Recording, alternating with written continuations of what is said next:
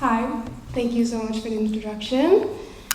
My name is Ebba, I'm 20 years old, and just like many of you in here, I chose to do the IB diploma program.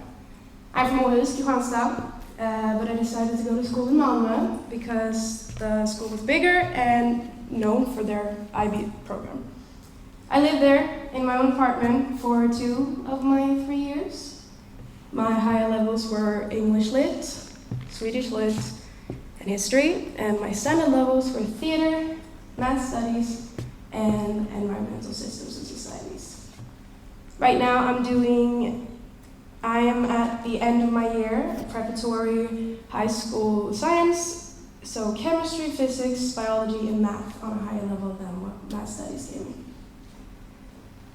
I went through the difficulties of the IAs, theory of knowledge, extended essay, CAS, mini and mock exams. It was rough, especially considering I entered the IB completely unprepared. You see, being an average student my entire life, I never had to study art in school at all. I barely had to open a textbook to get an above average grade, and that really became a problem once IB1 started, because I did not know how to study and revise properly. I was struggling to keep myself on a passing level, and I decided several times that it wasn't worth it. I was going to switch schools, switch programs to make it easy for myself, and every time I arrived to that conclusion, something in me said, take it easy for a day. Do not open your computer to revise. The 20 pages you have for English can wait a few hours. And instead, I picked up my guitar and I played a little. Just some old songs my dad taught me when I was 9, 10 years old. It might sound extremely silly, waste of time even, since I've got so much to do, I can't just stop and spend my precious hours on something that hasn't gotten a deadline. But what most people realize far too late is that burning out, hitting a wall, whatever analogy you might like, happens so fast and it is very hard to come back from. I've seen it happen, and the pressure you put on yourself is just too much to handle sometimes. If it's playing the guitar, painting, reading, or any other activity that is not school or work related, everyone needs a hobby. Something you can do for no other purpose than because it makes you happy. It gives you the much needed distraction from whatever it is that is causing you stress, anxiety, or simply a bad mood. I knew this girl. Whenever she got stressed, she would scratch her hands and fingers, at least once a day. She'd scratch so hard, it would break her skin, she'd bleed, get scabs, and then she would scratch the scabs. For about a year, you could see her with these big scratch marks. This girl spent all her break studying. She had notes on big papers covering the walls at her home. She was an excellent student and always performed well on tests and hand-ins, but she was severely depressed and would stress about everything. But after a while, something changed. The scabs healed. She'd calm down, spend more time with her friends, and just generally smile more. Turns out she found her thing.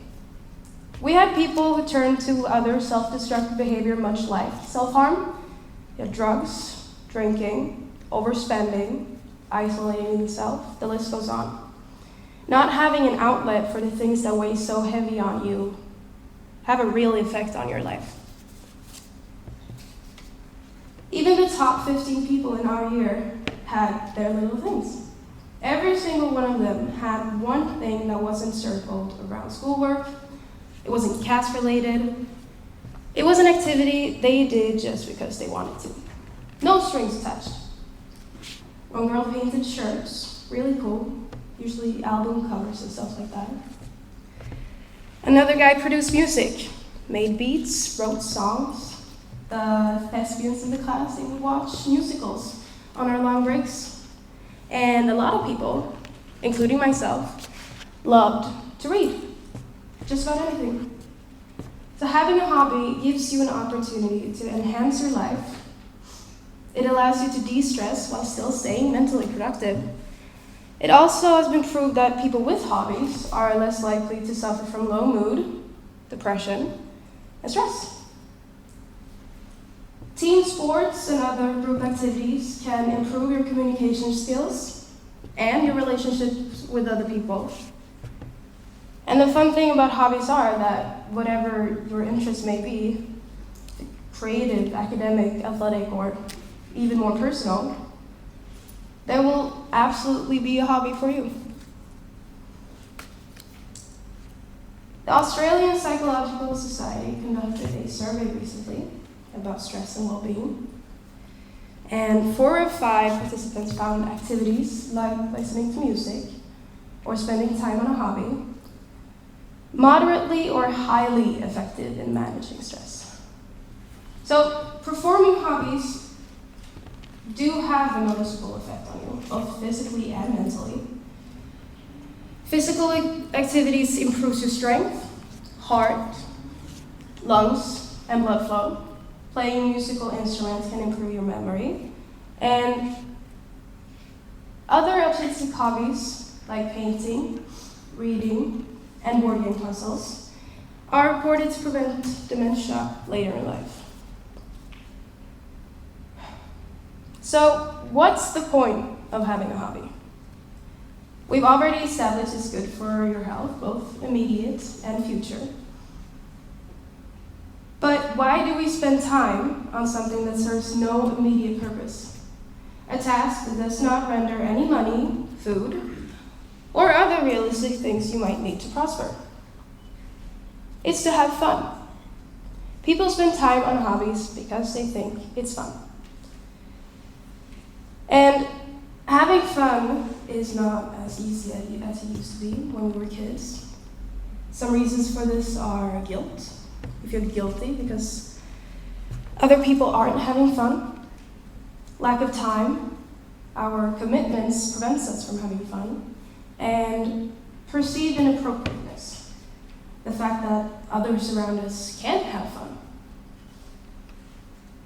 The connection between having a hobby and having fun are what we see in the benefits of both. Science gives us plenty of reasons to have fun, much like those I've mentioned. Improves relationships, memory, reduces stress, and just makes us more energetic and happier. So, why shouldn't you spend time on something insignificant? It could be the thing that helps you the most. So after my own little break from writing papers and revising, after I took a little time for myself, doing something I know I really don't have to do, something I do just for myself and nobody else, I decided to keep trying. That dropping out was not really what I wanted. That was just the exhausted brain of someone who spent 4 days rewriting an English paper for a classical novel I can't remember the name of. I'm not saying I graduated top of my class. I'm not even claiming I had decent grades, but I graduated with passing grades, and I earned my diploma. And for someone who barely kept it afloat the entirety of IB2, that is more than enough.